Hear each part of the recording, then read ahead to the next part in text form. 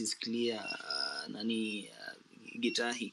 And of course, my issues abductions, we try as much as possible to ensure that we let people know, especially when you hawako Nairobi, because most of these abductions are happening here in the city.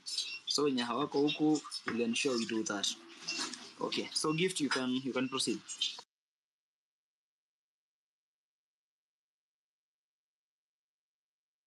Mambo Keti, kwa salama? Mimi niko salama. Habari ya kila mtu? Hapo set. Nimesikia ukiuliza ama niko hapa. Hata I can be with you here for a couple of minutes, maybe an hour or so. To start with, Civic is, I know they're different. When you look at war, because I want to look at what we are doing here as a certain form of war. I think there are normally different types of military men that are sent out. Even while you're fighting on land, you have different people doing different things within that army. There's a guy who's been brought here and trained very well what to do in as far as emergencies of ule amelipukiwa pale, ule receive a bullet, how to move up. There's a guy here who makes sure that these people are fed and are good. There's a guy here who is at the forefront, holding the gun and engaging the enemy directly, putting their own life at risk at the very front.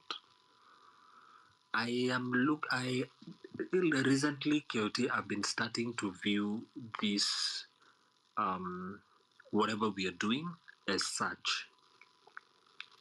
Meaning that we are all soldiers in here, we all have a goal. The goal is the same. We want this regime gone. And right now, in fact, I personally have switched from just talking about a single human being. This regime needs to go. Sure, it is represented by this one human being here, but this regime as a whole, as it is, every single one of them, they need to go. That's a common goal. That's the common target.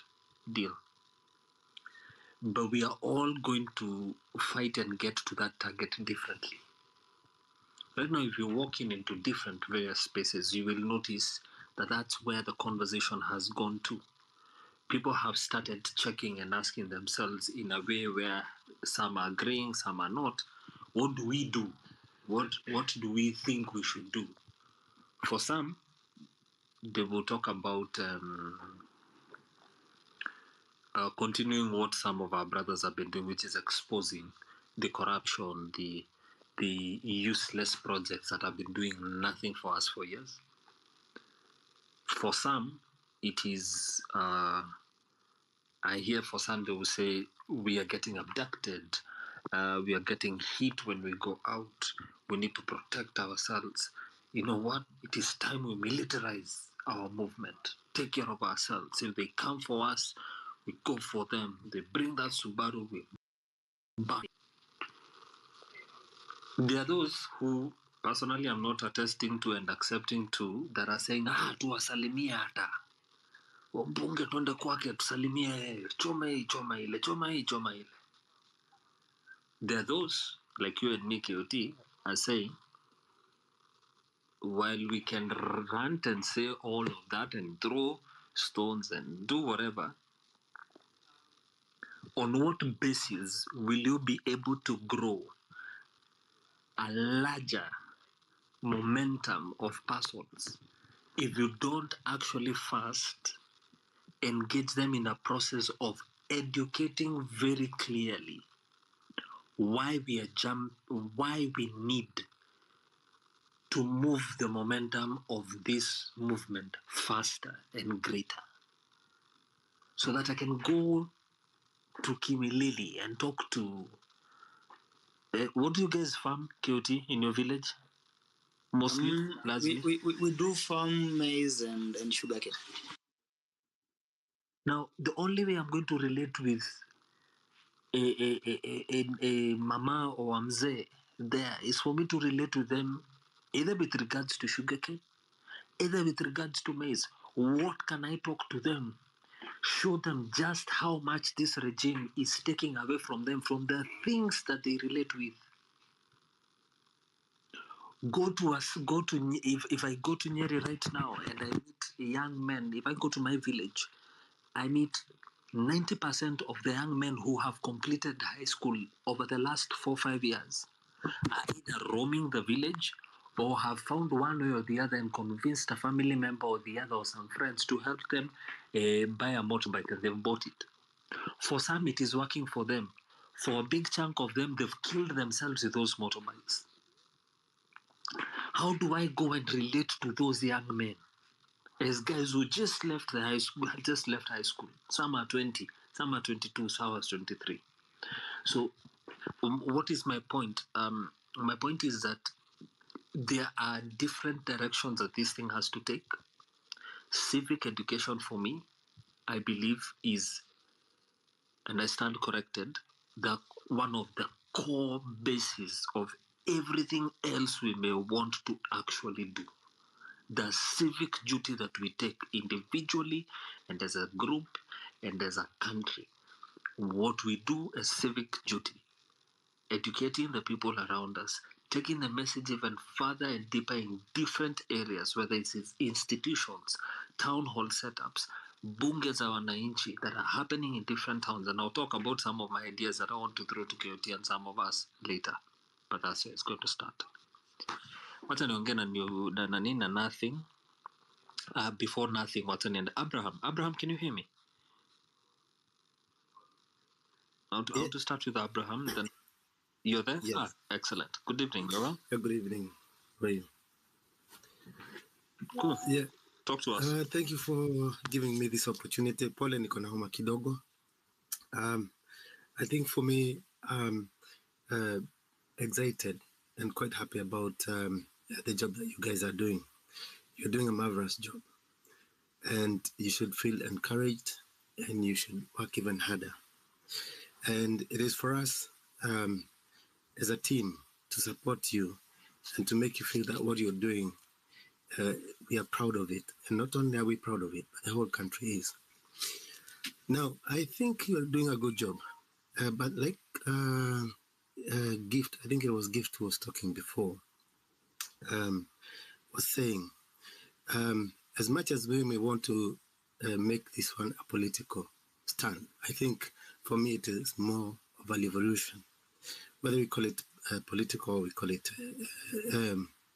as per se, where we could assume it is a military revolution. And when you look at that, you want to look at a scale of leadership, which you have, and which I can see you're doing very well, and which I think I was speaking about that in the group previously.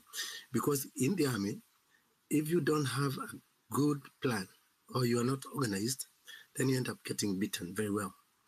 And even you don't have time to retaliate. So I think leadership is key and it is vital.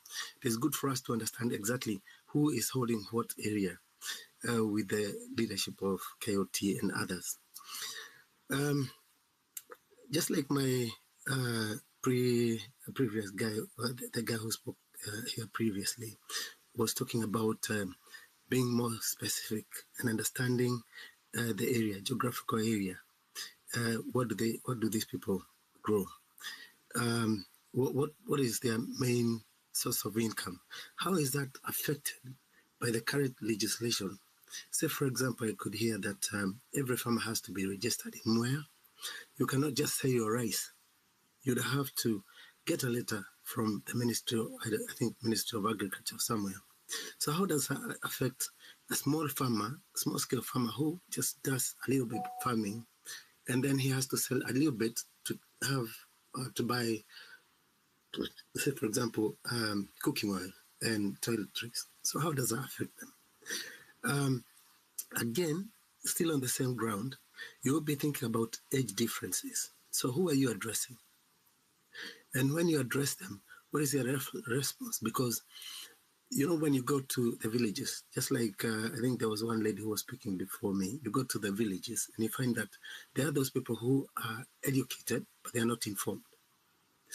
And I'll make a very small example of someone who made a comment previously that we are in a third world. And I want to correct that one. And I want you to expand it further when you go out there and say that we are in a developing world or in a developing country. You're not really in the third one. I don't know where the third and the second one come from. So it's about the legion, the tribe. I know we don't want to be tribal, but you thrive by knowing where you came from. And that is, it's not really tribal, it's cultural. Because if you are speaking to the Maasais, then you cannot speak to them about Pareta. You'll be speaking to them about the cattle. If you're speaking to some of the pastoralist tribes, you will be speaking to them about why and how they're going to be affected by the new legislations. If you're speaking about education, the young people who cannot go to school because there's no free education, that is why, again, they come in. And how are they affected when it comes to jobs? Again, going back to the main area where I wanted us to base, I wanted to base this conversation, is the fact that we have an evolution or a movement. We need to capitalize on strategies. And like the previous guy was saying, if we are not strategical, it is very easy for some of us to be compromised. And when we are compromised, we don't only get compromised because, and then we end up there. We end up messing ourselves.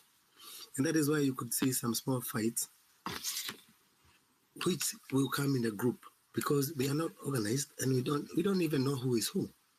But when you're in a group and you know your buddy, you know what they are talking about and what they are doing, then definitely you cannot be beaten.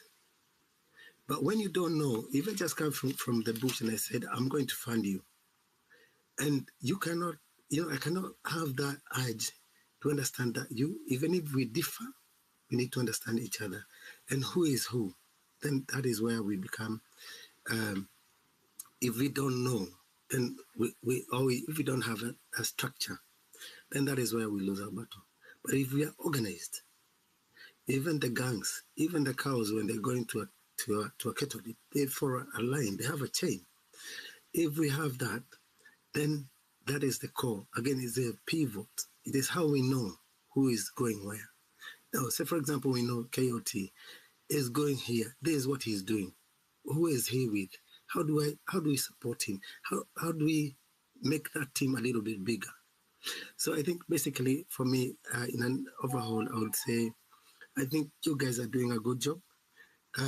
But I would, and you're free to probably differ from me. But I think we need to be very strategic. And KOT, I give you an upper hand on that. Thumbs up, because you're doing very well.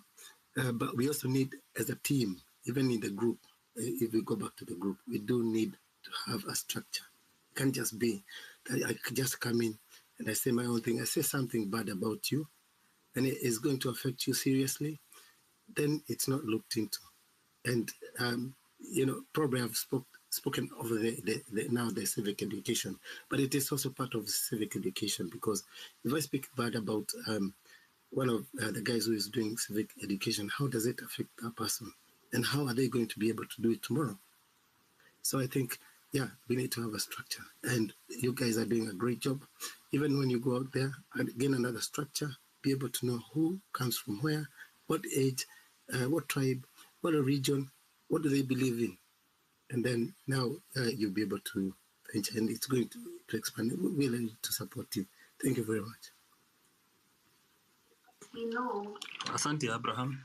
Pain points. That's what I've picked from you. Pain points. Pain points are going to be very important, because the pain points are what it's very clear. It's true.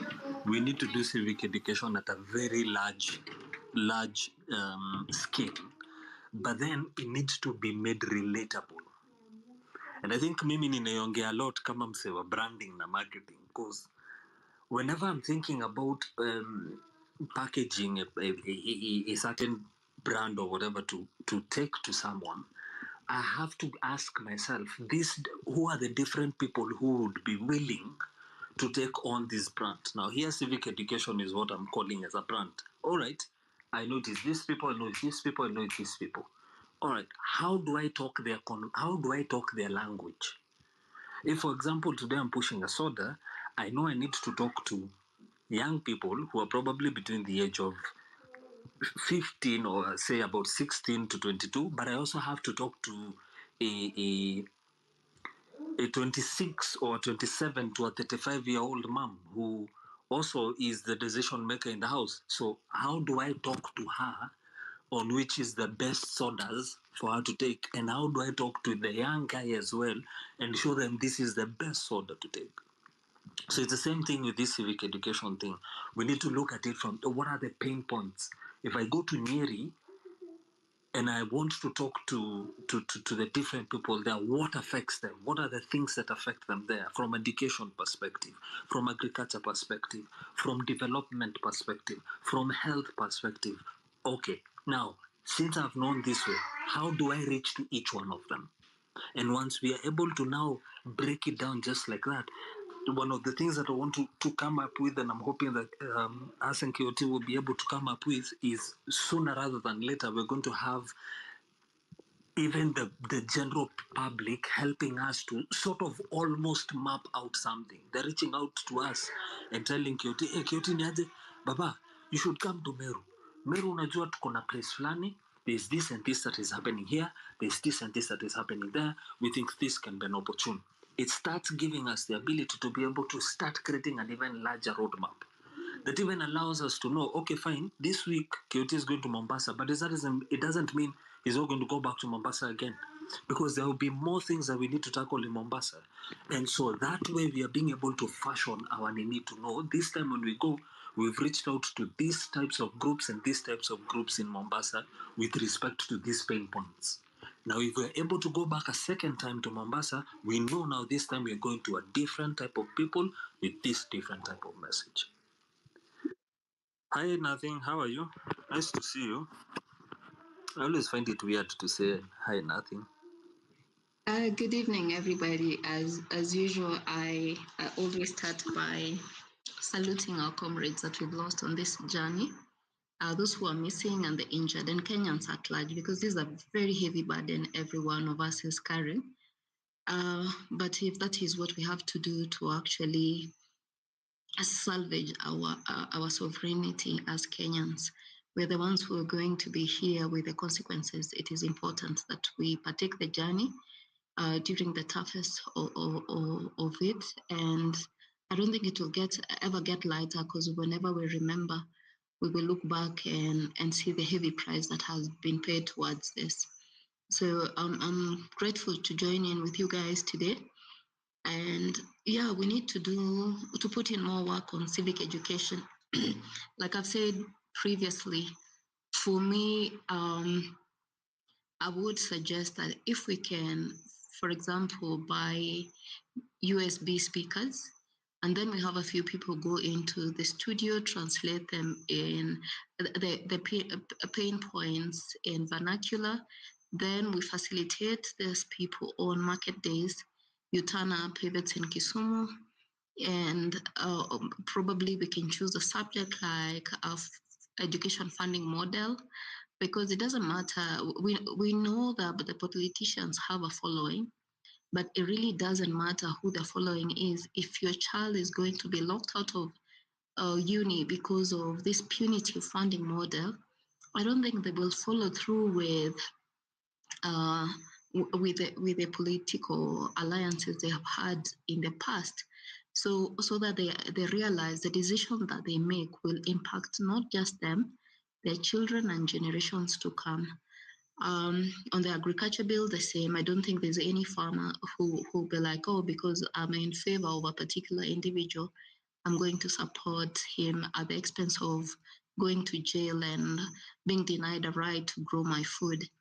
And on that note, I would like to highlight that there was a gentleman who, I think it was Amerix. That's the first place I crossed paths with him. His name, Amerix held a space and invited this gentleman called Rutendo, and he was asking Kenyans to stand up against globalists on indigenous seed. And he sued them in Zimbabwe, but they refused. I can't remember what reason he gave. And then they decided they were going to have the case filed in South Africa. And when they got to South Africa, he had gotten the best of the lawyers, some white lawyers in South Africa, who were bought by the globalist, and they dropped him as a client. And then he went to a second law firm, and they popped up a tweet he had made. I think it did not reflect very well. You know, when you're trying to do something like say curative, there are tweets if he makes, then someone it can impact in a negative light on him. So the second law firm dropped him. And then finally he found a third law firm. And I saw, was it yesterday or Saturday, he won the case. And I thought that was a very big win for Africa, for Zimbabwe, and for Kenya as well. So we know that we can take Monsanto to court and all the things Bill Gates is trying to do to make sure that we salvage our agriculture and generally our country. And I think judges have woken up to realize, you know what, history will judge them. And it's no longer about who you know about the power, it's about salvaging, making a decision in favor of a country. For South Africa, I also want to think the reason why the judges made this decision, they've always protected their farmers. For example, South Africans do not export the first grade crop. It is actually reserved for the locals to eat, and then they export, I think, from second grade onward. These are people who realize what is their worth, and they're not willing to throw it away for change. So I salute every Kenyan who is here today. I know they're here because it bothers them, the direction we see the country taking. It doesn't matter how long. I'm one person who's 100% convinced, against all odds, that we will be able to pull our country from the jaws of this beast that has become a Adani, and it mutates to shift shaft, it mutates to so many things. It's like they're targeting anything that can cause pain to Kenya. So civic education, SHA and SHIF is also a good selling point on why we should rise against it. And as I get off the mic and listen to the rest of you, on 11th November, there'll be a hearing about the Adani JKI case. We are appealing to people to turn up in their numbers, to stand with the lawyers. Hopefully KOT can stream it live. We just want to stand in solidarity against this. I thank you for your time, and I'll be listening. Thank you. Thank you, DK. Thank you, KOT. Sure thing, nothing, and do stay with us. Dennis, let me talk to you for a second before I share anything myself. Hi, Dennis. Hello and good evening. Can you hear me? Yes. Thank you very much. As you go on, Dennis, let me encourage everybody else who wants to come and join us. Tafadhali, come on to the speaker panel. We want to have a discussion kidogo about civic education. But Dennis, please go on. Thank you. Thank you very much, Coyote Sonko, Nothing, DK, for hosting this space, and everyone on the speakers panel and everyone who is here and join us tonight. Thank you for finding time to join this very important conversation about civic education and basically what way forward for us. And I think we all agree that since the events of June 25th, we have realized that there is an awakening that is passing through this nation. At some point, we could not even explain where everyone started thinking like the same. And I think this is an important opportunity for us to take advantage of what is happening amongst Kenyans in terms of awareness. Everyone now, I think after the events of June 25th, every Kenyan has become a researcher. Nowadays, you don't play with Kenyans. You mention anything, wase wamecheck, wase wamegoogle, wase wana refer, wase wana consult, and that is very, very important. And what needs to happen through civic education, in my opinion, by the way, I come from Nakuru County, and we have been hosting spaces as well for Nakuru County and doing civic education mashinani. And so at least I have some experience from where I sit because I've done it in our county. And what we've learned is that there's a lot of misinformation out here. Kenyans are also very gullible. Anything, Kenyans just any sensational news, Kenyans will buy. And sometimes it is fake news. So it is very important for us to continue doing civic education mashinani, tuendelee kukumbusha watu the importance of the roles of our elected leaders from the ward level. Those are MCAs, MPs, and to the governors. It is very important for us to remind Kenyans of their power, of the power within themselves to ask for, accountability, proper representation, and sorry. Hi, yes, there is someone who's speaking. Please just mute your mic, then we'll come to you. Thank you. I can proceed? Dennis, please go on. Sorry Thank you. about that. Thank you. And so my line of thought has been disrupted, but let me just read a comment from someone called S. Kokoyo, who has said that civic education is a continuous process and each generation has different priorities depending on their political, social, and economic environmental setup. When civic education is elite-driven, it tends to disconnect with the real needs of the masses. And I think I agree with him because every society, throughout our 47 counties, and I'm mentioning counties because I believe that one of the ways, KT Sonko and team, one of the ways you can achieve this is by having, I don't know how do I call it? A council, for example. Let me call it a council of, let's say, 47 members, or you can begin with double that for now so that you can have a representation of both genders. It depends with how you do it, but it is very, very important that you have representation from every county, first of all. This is important because even in your own networks, as you prepare, I could be wrong, but I think you guys are the people also behind the Inject Party. Sorry, a plane is passing, so there's a bit of noise. Fine. I'm assuming, but even if not, it is very important for us to start building a network where we can be passing communication through this civic education. 2, it is very important for us to have a very systematic, should I call it a curricula?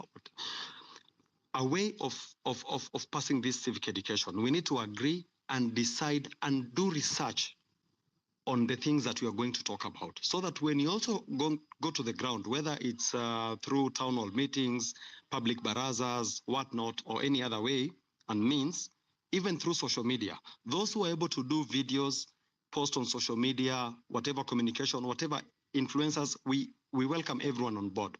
But it is very important that the information that we are passing is factual so that people trust you. Because one of the things that we have realized about spaces and just doing civic education is that the moment people associate yourself with this current regime, because everyone does not believe in this current regime, then you are done. And that I think that is what is also happening to some of your colleagues, those who have been doing civic education, and you're seeing the repercussions and what is happening because of the loss of trust.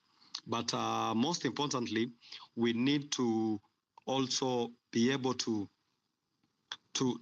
make sure that whatever civic education we are doing matches the political needs of the ground.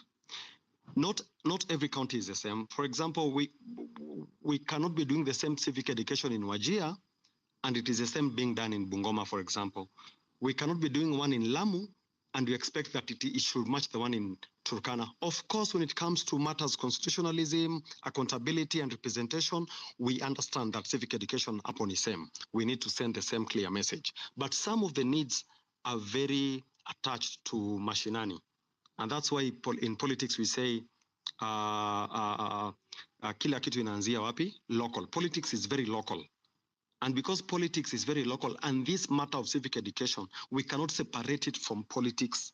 And I heard someone say, and I think it's a good idea, I heard someone say that you could be engaging student leaders in your various counties. That is good. I support that. But also be careful, because some of these student leaders don't come from those specific counties. So they could be missing out on a few things that would have been executed properly if someone understood the political needs of various mashinani and their voices. So I think for now that I will land there as I listen to what other members are saying. Thank you very much for having me, and good evening. Hi, Dennis. Thank you, Dennis. Before you... This guy is very committed. Yeah, in fact, sometimes I worry for him. I've seen him jeopardize something very important. I'll not mention, he knows what I'm talking about. I saw him doing a video near a particular basketball court. At the time, I thought he was supposed to be focusing on something else. I wish you nothing but the best. Thank you for your commitment. You can invite DK and KOT Sonko on to help you. I've seen what you're trying to do in Nakuru. You're trying to create awareness. And it's important that you ride with KOT and DK and others who can support you to that effect. There's certainly need to awaken the people of Nakuru. I saw a video that troubled me from your senator. She was so incoherent. She cannot explain herself. She cannot explain something as basic as why they impeached the deputy president. That was certainly very annoying. And we know that people who are from your county also reside in other, maybe probably work and live in other counties. So yes, you can request these guys on which day you want to run that county space. Reach out to data activist. He will help you by getting data for Nakuru County, so that when you address this issue, you're addressing them based on tangible data. Thank you. Thank you, Nachi. Nothing. Yeah. XG, please, XGRAS, please just keep your mic or muted. You have some serious feedback. Please go on, Dennis. Thank you very much, Nothing. I was saying earlier, asante sana for appreciating what we do for Nakuru. And please, on behalf of the people of Nakuru, everyone who is listening to me, and please tell your colleagues as well, please accept our apologies. Accept these apologies as on behalf of the people of Nakuru for the mistakes we've made, including that one for the senator specifically. Tuna apologize, tunaomba msamaha, now we promise that mistake won't be repeated. It will not, because definitely we are all going to drain the swamp. We are draining the swamp. And by the way, for information, and Nothing, I'm really encouraged to see you also doing this, raising your voice in these spaces, encouraging people to do civic education. When mwenyewe, you're a serious civic educator. And I love that, when I see women come out and do this as well, I'm really encouraged. And it's really nice, because Nakuru County, for example, has 11 constituencies. So that means we have 11 MPs, we have a governor, and we have a woman rep. So these are county seats. Out of all that, Nakuru County is the only county in Kenya that has elected more than 50% of their leaders from the gender female. So tumechagua madem wengi sana, kuanzia governor, senator, of course women rep near women rep, but we have Naivasha member of parliament who is a woman, Jen Kihara. Gilgil member of parliament is called Martha Wangare, a female. We have Njoro, Charity Kathambi. We have, there's another woman. And Naivasha, nakumbuka too. But Nakuru County elected so many women, and today we have become a laughing stock of the nation.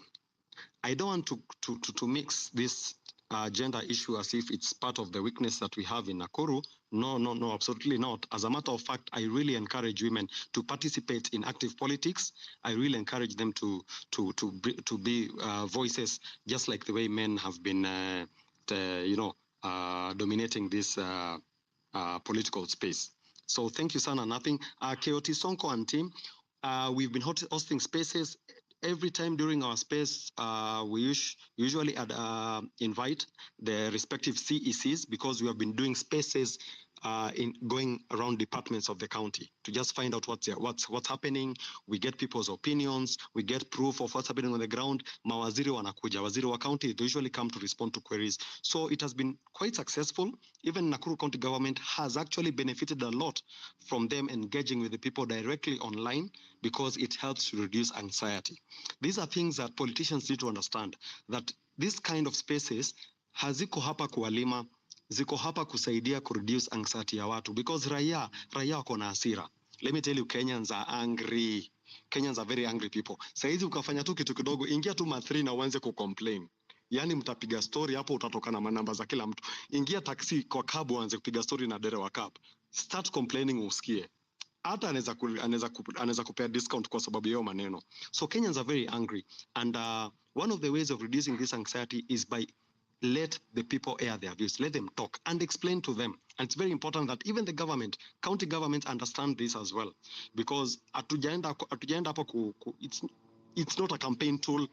Our civic education and KOT Sonko and the rest of the people, don't accept to be used by politicians, because it's also very easy for a politician to come, pay you, and you use this platform to campaign for them or deplatform other politicians. So it's also very, very important for you to know where to draw that line. Something else, yes, you are invited to Nakuru. Whenever you want to come to Nakuru, please let me know. Tutawakaribisha. We want to host our first town hall. We have not held one. We want to do it. So I think if we're able to plan together on this, so that becomes something very interesting, we can have the media cover it live. We'll cover it on Space Live. It will be covered on YouTube. All these things are very, very possible. But also another piece of advice I forgot to mention earlier, as you do this, make sure that you're also using networks of those mashinani. So it's important, ukienda mahali, try to find out kina nani huko ndio usema kwa social media, ma WhatsApp group, because at county level, WhatsApp groups are very, very important. WhatsApp groups are very influential. From these WhatsApp groups, you will get to know people who in politics we call opinion shapers. Hao ndio wase kwa ground, hao ndio wase politicians hutumia. Politician akitaka mkutano ya watu 1,000, hao ndio watu wanaongea nao. If you need 1,000 people, you can just talk to about 3 people only. Uletoa hapo wase 1,000. So it's very important to also include these opinion shapers in your conversations, because they are the ones who are going to spread this information throughout the county WhatsApp spaces. Na hivyo itafikia politicians and the people in charge, so that you're able they're able to assist you to answer questions. They're able to partner with you whenever you want to do these kind of things, as long as you're not malicious, as long as uende kulima mtu or anything like that. Because we have also realized since the beginning of the impeachment of Rigathi Gachagua, for example, in Nakuru County, we have realized that people are not interested in any other thing. We tried to host a space, and it was not very good, because wase wako na stress. People are still watching this impeachment, and so we have given them a break as well. Tuwaambia, malizeni mambo ya impeachment, will come back later to do civic education. So it's very important to also understand ground inasemaje na national politics.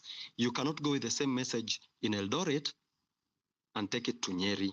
Right now things are like that, and it's important as you do civic education also, pray that you have a lens of a politician as well, so that you're able to balance